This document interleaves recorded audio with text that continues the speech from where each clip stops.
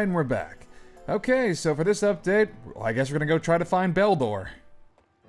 You want to know about the three wise men, I used to listen to them once in a while. They're kind of assholes. The demon Lord Odin. Years ago, he hid his status and worked for them as a servant. I let him help me out once in a while, too. Was he just as massive back then as he is now? And stole the secrets of the jewels. The wise men were absolutely furious, but I was stunned. I mean, this was the boy who had been sweeping my floor. Again, I can't really see Odin being any smaller than he is now. Also, for that matter, also doing housework. It's almost impossible to breathe that dismal and depressing air. You think you know everything. It's a talking frog. I wouldn't throw anything out the window just yet. A system of caverns turns into a labyrinth that makes it impossible to navigate. It is said that even if someone makes a map, the queen erases it with a thought. It seems that the Demon Lord knows of a path from this world into the Netherworld. And that is why the Queen of the Dead holds him in such contempt. Fair enough. But it sounds like the Netherworld frickin' sucks. I've heard about you. My cousin's been spending time in your country.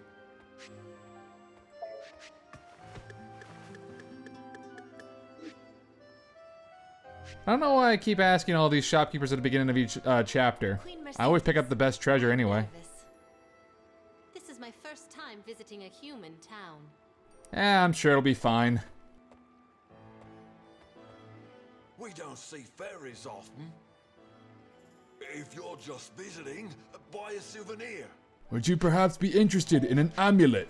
Perhaps an ancient crystal?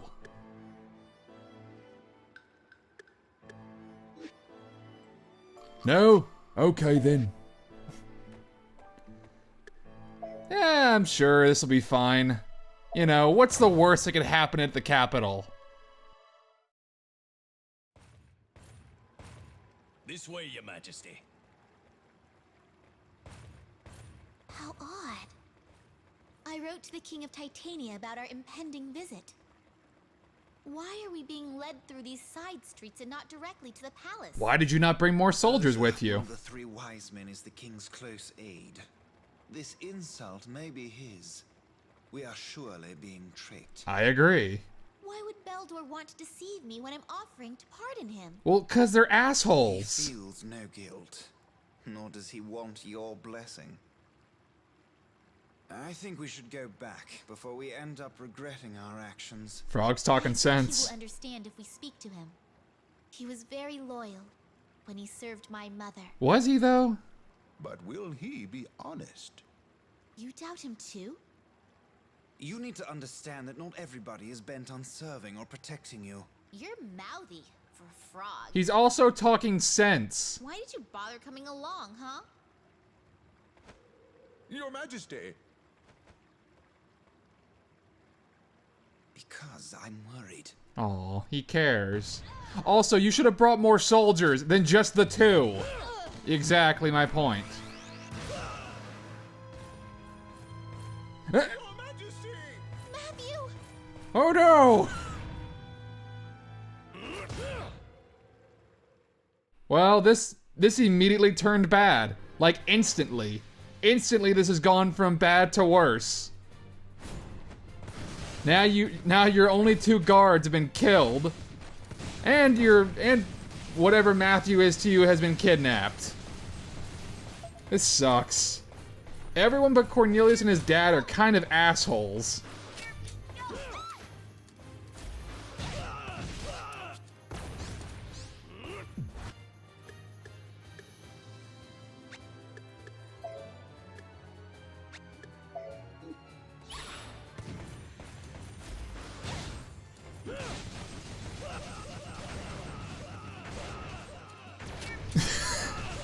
If only Navi or Tattle from Zelda did this kind of stuff, where they just dropped magical bombs.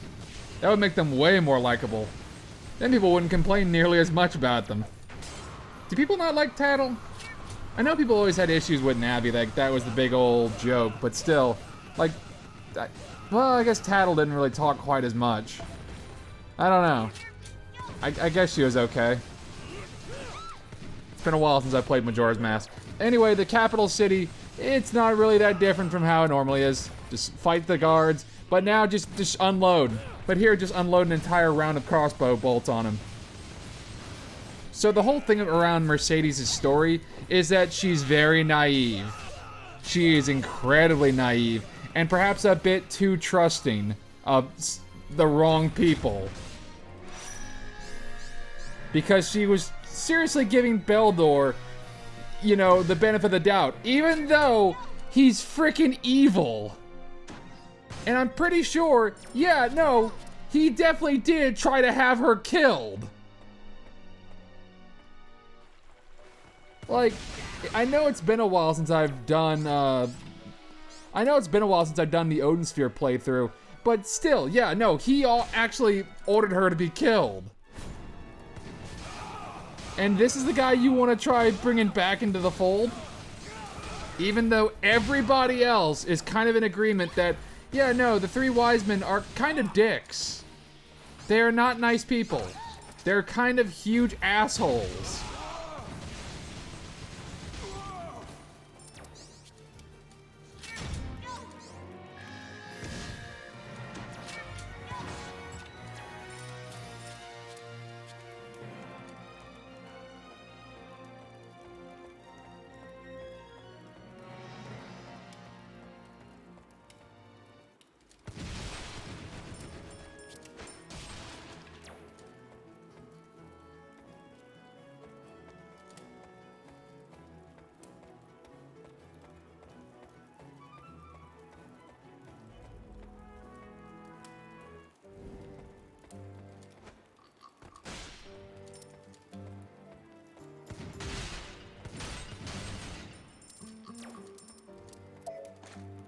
Ah yes, the sewer. The perfect place to have a meal. You can summon Mori down here. I don't know why. Like, eating meals in a sewer, I don't care how the Ninja Turtles portray it, it still seems like super gross.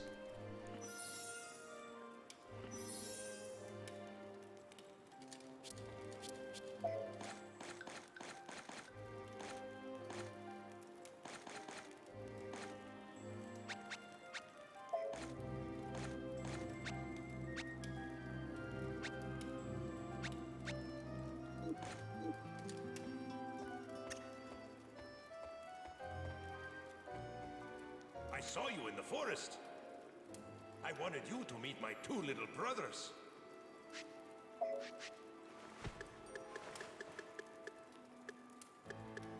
Who sets up shop down in a sewer? That doesn't seem the best place to, like, hawk your wares. It probably smells like garbage down here. But that quiche does look pretty tasty.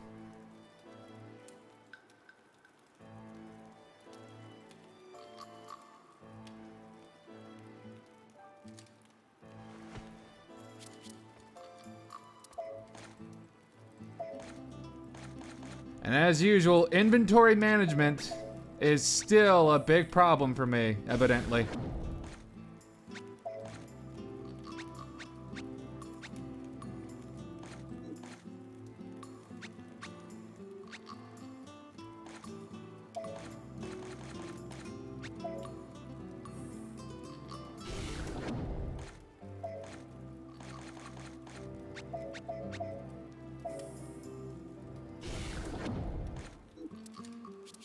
It never fails.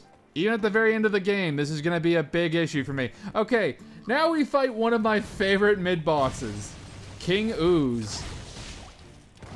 Like, the trial version of this boss is really good for, like, gathering up phosons or just leveling up, because it just separates into multiple pieces. Because if you break it apart, that means you're gonna just be fighting a bunch of high-leveled, smaller opponents. And you're also gonna get a lot of phosons from these guys, so you can just spam your special moves. And it's just really satisfying to fight. Congratulations, you're fighting a weaponized version of Flubber, which already was weaponized goo.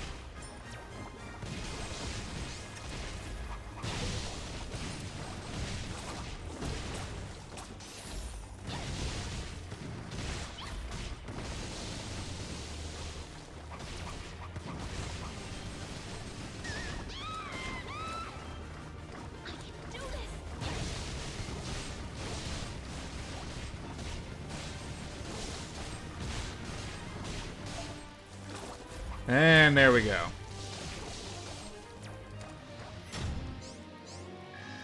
Pretty fun boss. It's actually a pretty fun mid-boss. And again, inventory management is my frickin' bane.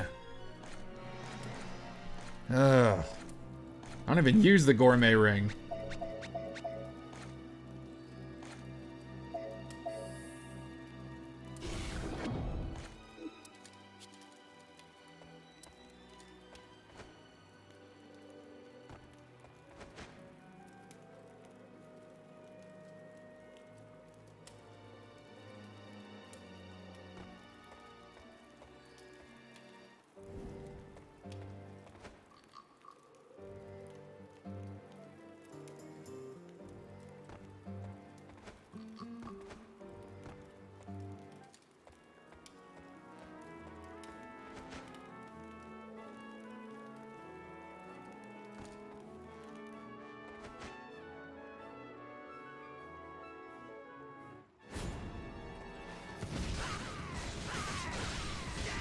A lot of goblins in the city.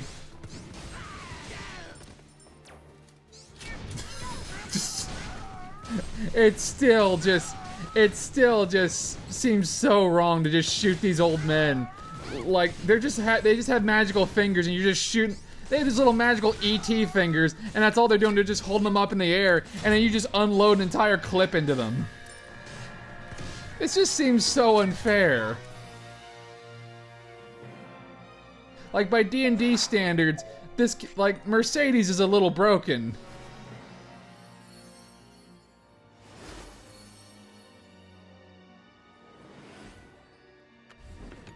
Fire a penetrating magic bullet. Yes, please.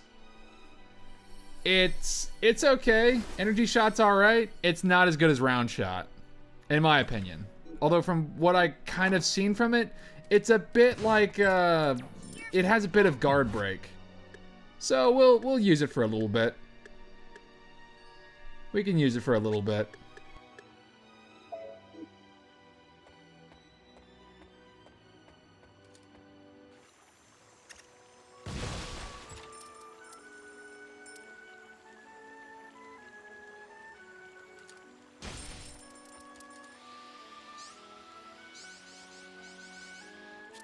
I'm not really sure. I kind of forget at what point does this Mercedes chapter take place, because every single character every character's story happens at a different point in time as compared to the other characters. Like, I'm pretty sure Cornelius' story starts before Gwendolyn's because her sister is still alive, and now Mercedes' story takes place, I suppose, a bit before.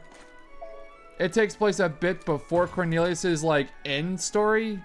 Again, I don't know it offhand. I think somewhere in the game, like, after you beat it, I think at some point the game, like, has, like, a little map that says, hey, this is when this cutscene took place, and here's where this cutscene took place, and here's where this cutscene took place. So you kind of get a decent timeline of all the events.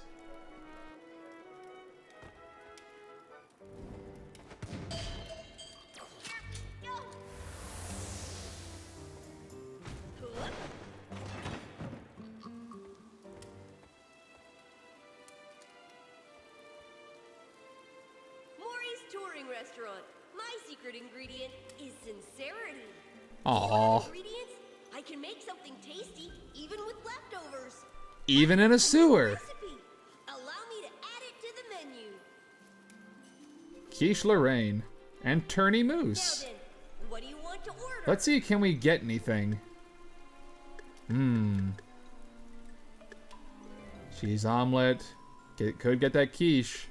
But you know what? French onion soup sounds pretty darn good. Cheesecake sounds pretty awesome too. Yeah, let's go with the French onion soup. As you wish. That just looks delicious. Sorry for the wait. I'm sorry, that just looks good. And I'm not even a big soup guy.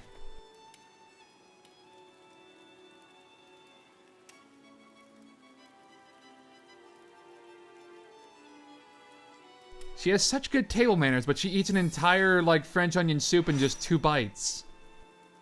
She has a very dainty, voracious appetite. Will that be all?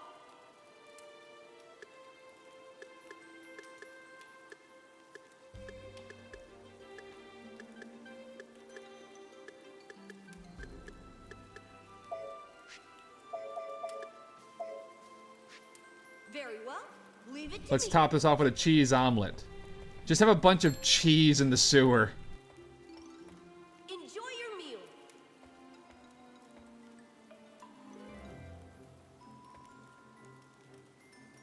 Just bottomless appetites. They certainly have a bigger appetite than, say, the characters in Yakuza. Because by eating food at certain restaurants, you also get a few benefits. I'm pretty sure that that includes, like, getting more XP. Yeah, I think it does get you more XP. But in order to, like, actually eat at that restaurant and, you know, complete an entire menu, you have to get into a fight and you have to take some damage. Although, later on, there is an ability that lets you just keep eating regardless of it. But here in Odin Sphere, you can do that just right off the bat. Where food gives you the most XP and compared to, like, combat and stuff. Is there anything else you want to order? And believe me, Mercedes needs all the levels she can get. Glass cannon she is. Just keep eating in the sewer. I know Matthew's been kidnapped and my guards are dead, but you know what? I can't do this on an empty stomach. I have to be, like completely maxed out on food. And then I can go kick some ass. And possibly shoot Beldor in the face. That's most likely where this is going. Because again, spoiler alert, the 3 wise men, not a single one of them are good. They're all evil assholes. They're all just super evil assholes. This game does not paint spellcasters in a very good light. In a D&D scenario, like, all spellcasters are like something evil. Maybe not chaotic evil, not all the time, but evil nonetheless. Clearly only the melee classes are the good characters. Very much. Although they do kind of run that back in Dragon's Crown where where you have like 2 spellcasters who are super nice. Well, I might just be kind of overanalyzing it. Being nice as in they want to actually, go on the main storyline. I guess it was kind of hard for them, and I guess it was kind of weird for them to make, like, a spellcaster in a beat-em-up. There was that D&D Capcom beat-em-up game where you did have the spellcaster. But then again, that playing as that spellcaster was kind of a, like, move because it would always just stop gameplay, like, on a dime because they'd have to do their big-ass spell. Funny enough, the wizard in Dragon's Crown is also voiced by Yuri Lowenthal. Because of course it is. That's not much of a surprise because, Yuri does a bunch of stuff, but still, it's a nice little nut. But still, it's a nice little coincidence. Not the first Vanillaware game that Yuri's done. I'm trying to think. The other characters, voice actors in that game. Oh yeah, Jameson Price also is a character in Dragon's Crown. I'm pretty sure it's Jameson Price. I'm almost positive. He gets a lot of work. Like Jameson Price. But in Dragon's Crown, I believe he voices the dwarf. I'm almost positive. It's either him or Richard Epcar. I'm gonna look this up real quick. It is... Yep, it is Jameson Price. Nailed it. They got a few popular voice actors in Dragon's Crown, which I might do a playthrough of later on. Yeah, it's Yuri Lowenthal, Patrick Seitz, I forget how to pronounce his name. J.B. Blank, Aaron Fitzgerald, Eden Regal, and Cindy Robinson. All very talented people. Dragon's Crown actually has a narrator in that game, and it also has a DLC. I think it was free, if I remember correctly, or maybe it was just because I got like a pre-order of that, where you can change the narrator for that game. And my choice was always Cindy Robinson. Because like her voice is the Amazon, I like a lot. I like the idea of the Amazon reading the story. Not that JB Blanket does bad. It's just I don't know. I just like her voice work in that game.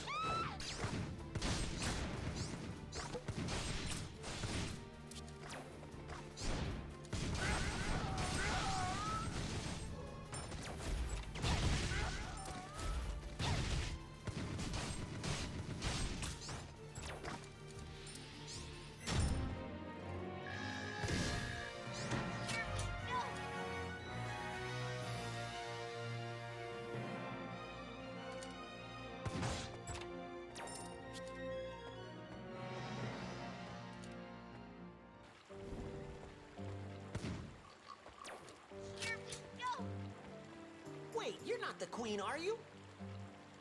What are you doing here? You came to shop? Seriously? Don't you have more important things to do?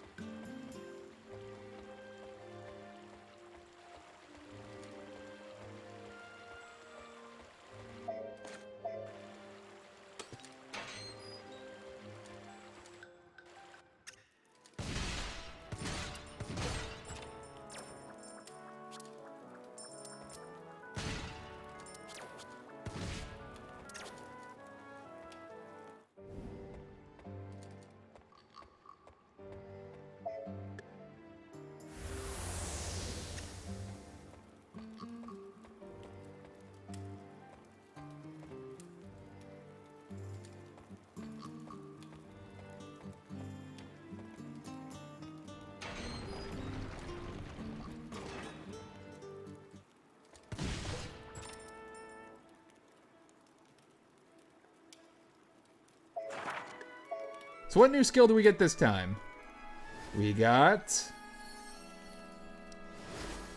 Mandragora March, which is a skill that's It turns Mandragoras in the area into allies who fight for you for a time. Yeah, that's it's neat. It's neat, I guess. I don't really use it all that much, and by don't use it all that much, I mean I use it once just to show it off. Not here, but I mean, these things can be like, I mean, the Mandragoras can be, you know, dealt with in just one kick, and that's it. They're not really all that threatening. But who knows? Maybe I'm underestimating this ability. Maybe it's super good. And I'm just a fool for not using it. That may very well be the case.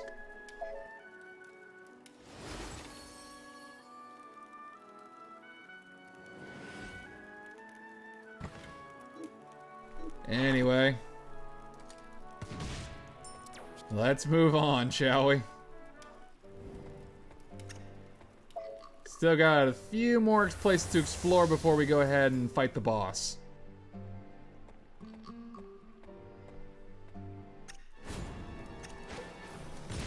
I'm more important because the thing on my helmet is bigger.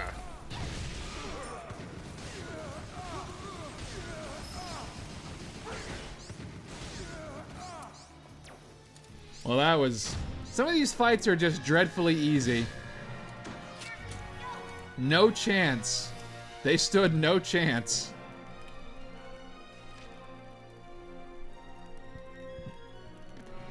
But again, rankings aren't really that big of a deal.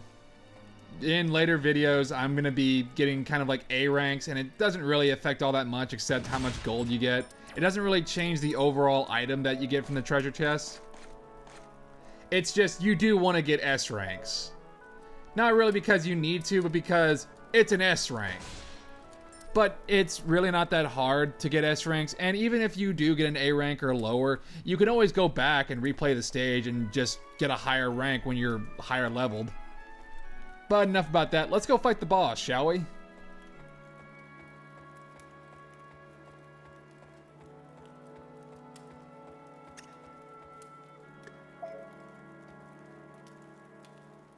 Sewer maze. Your Majesty! Let's make a deal, Beldor. Really? As my messengers informed you, I will pardon your crimes on some conditions. Release Matthew, and show me your route to the Netherworld. Yeah, this guy seems trustworthy. Queen Mercedes, your courage, ambitious nature, and your purity are virtues. But you are a poor leader. You are reckless, inattentive, and prone to being deceived. These are all true. So you won't help me? 'Tis not a bad idea to have the Demon Lord and the fairies wipe each other out. But I have another mission I must attend to. But until then, let me provide a little more chaos and confusion to Ringford. Why? What do you gain from Your this? true name. Hold it. Move, and the dwarf dies. Come, Belial. I have a dragon. Follow this little fairy. I don't want to. What's wrong? Don't you understand? You cannot resist me. How can you force someone to serve you? Because he's evil. 'Tis an honor for a dragon to be enslaved to a wise man. Uh-huh. I will continue to keep your heart bound with magic. You fool! Now, go! Fool, how dare you defy me? I retract my offer. I no longer plan to pardon you. This is a better end. I'm just gonna shoot you dead. Useless oath. Behold, my magic fingers. Belial? Do not worry about me. I cared for humans, and this is my fate. Worry not, fairy.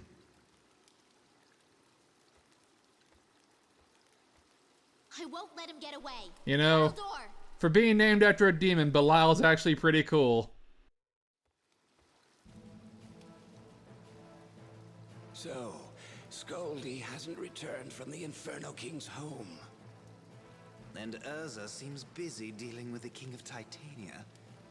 I'm lucky you're split up.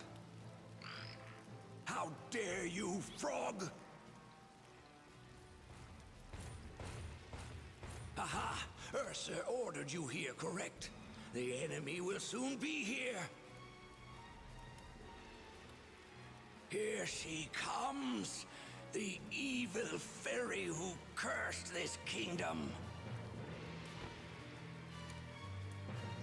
Stop right there. We will succeed where our last battalion has failed. So now we fight Beldor, who is just kind of like a beefed up version of the regular like sorcerers in town. As in he has like 2 glowing ET fingers and not much else going for him. Sure, he throws like a couple like big spells, but not really anything too spectacular. Although he teleports a lot more, and that's pretty annoying, gotta say. It is pretty funny to just juggle him, though.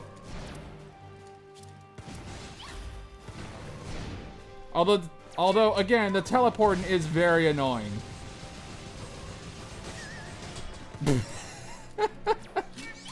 He falls on the ground with his fingers still up in the air. And that was a waste of a toxin. Again, he teleports a lot. Nice aim.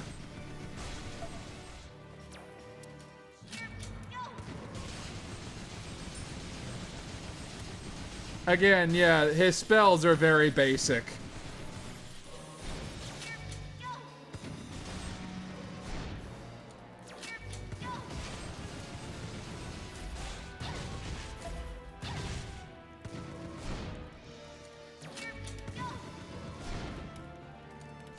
Yes, it's very impressive you can use the teleport spell, but clearly your offensive spells are a bit lacking.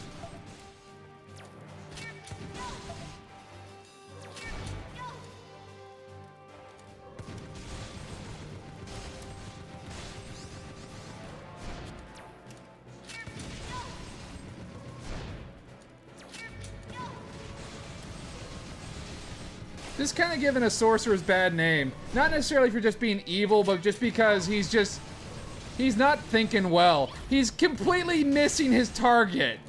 Like, entirely. Not even aiming at me really he's not even really aiming at me.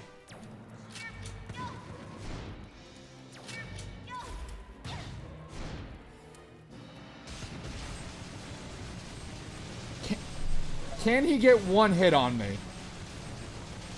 No, he cannot. What an idiot.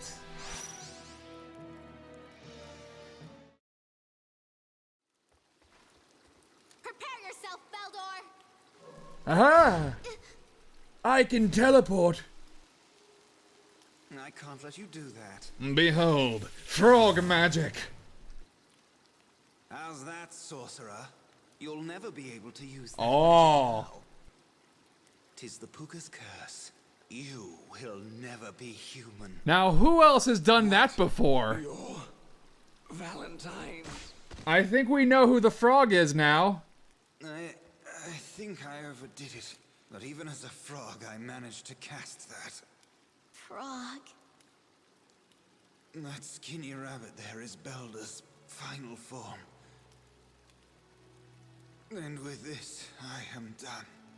Now go, before he wakes up. Now I die a hero.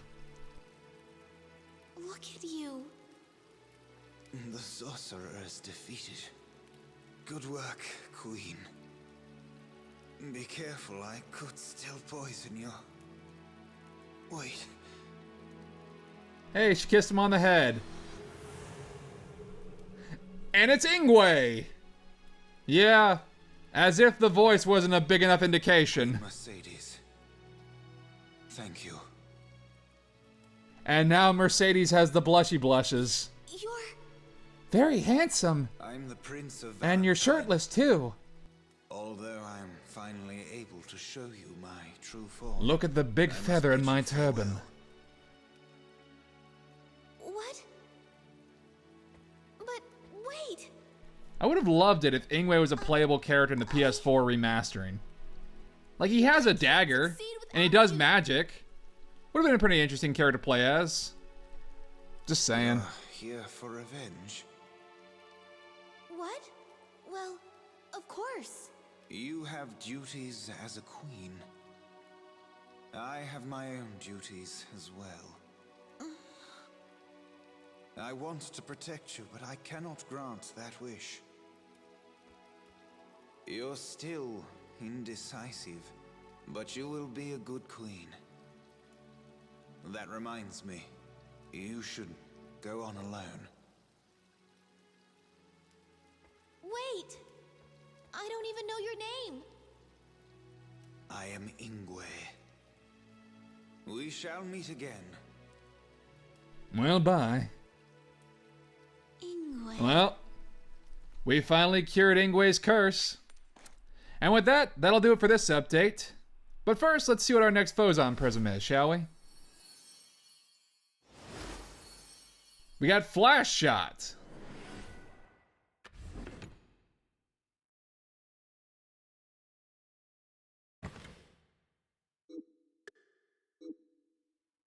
So, that'll do it for this update. In the next update, I guess we're going to try going to the Netherworld. Until then, thank you so much for watching, and I will catch you in the next update. Until then, see ya.